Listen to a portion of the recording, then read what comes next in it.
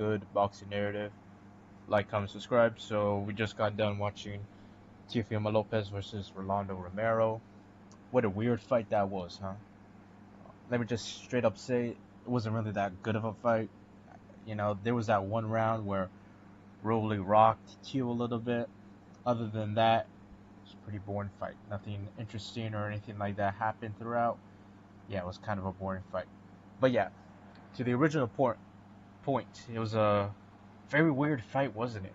So I started off with Tio on the front foot, going forwards, Rolly running, kind of like Shakur, honestly, running, jumping. Like he wasn't really engaging.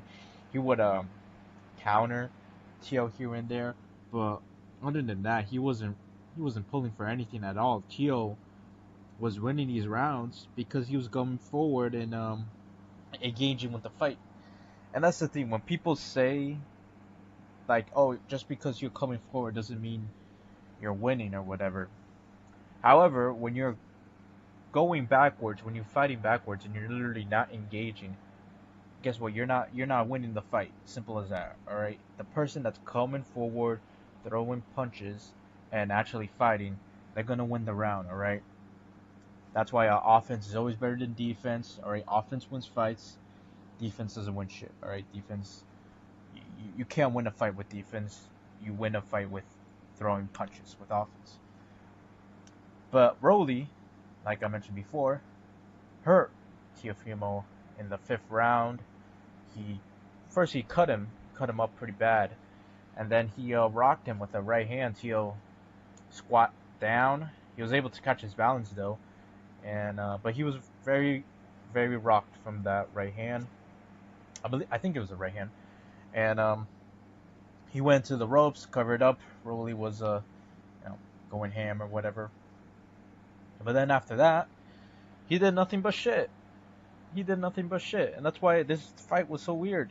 So round six, seven, well, especially round six because that was the round after hurting Tio. He went right back to just running around, jumping, and all that. Here and there in the later rounds, he would catch Tio with a pretty good shot.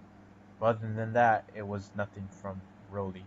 Rolly was just, I don't know, fighting negative for no fucking reason. Maybe there was a reason. I don't know. Um, what do you guys think? What could the reason have been? I mean, what were they saying throughout the lead up to this fight? Both of these guys are friends. All right. Was Rolly feeling bad for Tio? Was he? Did he see that he hurt Tio badly in round five, and then he was like, let me not hurt this guy too bad, and what he left them off the hook pretty much. Some pretty interesting tidbits. Chris Mannix, word for word, said Rolly did not come to win. That's what he said. All right. Now, when I say that, I'm telling you that meaning the guy isn't there to win. Like legit. Like he got told, yo, don't win this fight. Like one example, Teofimo against Shakur. Teofimo didn't come to win against Shakur. Why? Because I believe, the higher ups or whatever told Tio, yo, don't come to fucking win. Don't come to win. And that's what you saw. Teofimo not coming to win. He didn't even, that like Teofimo didn't even do that. He did nothing but shit in that fight. All right. And then you have here Rolly. Chris Mannix again is saying that Rolly didn't come to win. Isn't that I find that kind of funny when these commentators or these like boxing heads or whatever start using terms that we use because they're not saying it the way that we use it. All right, when we use it, when we say it, we're saying it like, oh, it's a fix. The fight's not real. They're saying it in a way where, oh, Rolly mid fight was just like, you know what, I'm just not gonna come to win no more. That's what Chris Mannix is saying. But that term, oh, that guy isn't coming to win, in reality means like it means what it means. He isn't coming to win. He got told, or either he's getting paid off not to come to win. All right. Now, do I think that's what this fight? Like, I wouldn't believe that because Teofimo Lopez is, no disrespect, he's not a known name. He doesn't bring any money in. No one really knows who he is. Rolly, according at least to this fight right here, Rolly had a lot more fans. Even though Rolly had a lot more fans, this fight or this event as a whole was not sold good. You know, they had gave away a lot of free tickets, but that's just boxing these days, and I feel like, especially in America. So for me at least, it wouldn't have made sense for this fight to have been fixed. You know, like that. My opinion, maybe I lean towards the theory that Rolly held back because he actually likes Teofimo. I think in my head, I think that's the reason why Rolly just did fuck all for the rest of the fight. I think Rolly didn't want to hurt Teo. That's what I really think happened. Teofimo Lopez, I mean, didn't change up his game really. Still the same guy as he always was back then. I would say um, he actually went to the body. Crazy, huh? Against Shakur, he actively avoided the body except for that one round. And round, I think it was round 8, where Teo was fucking Shakur up to the body, showing you that Teofimo could easily go out and do a game plan against Shakur, and then he just forgot the body for the rest of the fight. Here, against Rolly, Teofimo was going to that body all night. You know, isn't that funny? It's funny how boxing works that way. Um, and Rolly, a much bigger puncher than Shakur, Teofimo shouldn't have any problems going to the body against Shakur. With Rolly, he should have, because again, Rolly is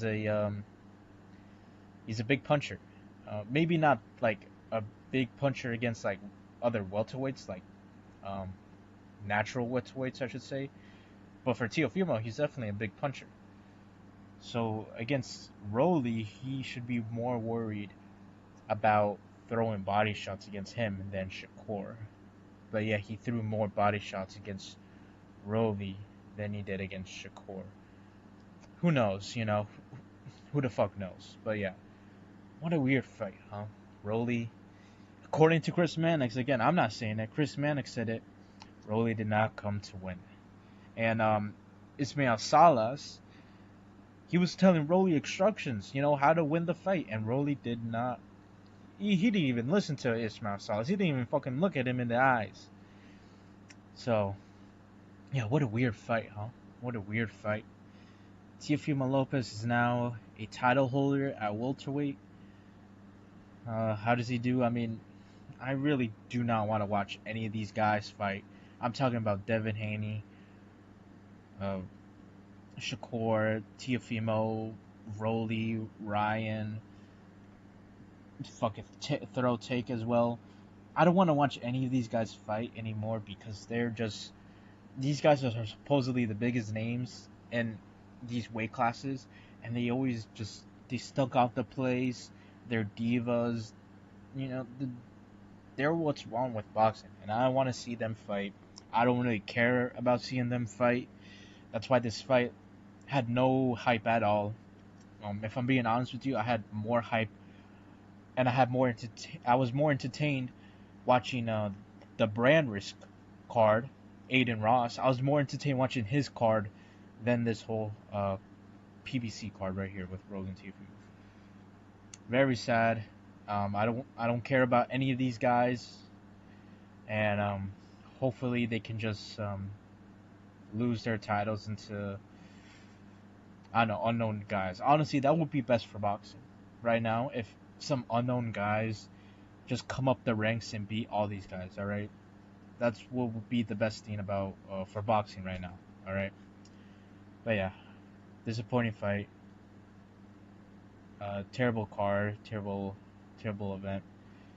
Um, hopefully we get better fights in this upcoming week.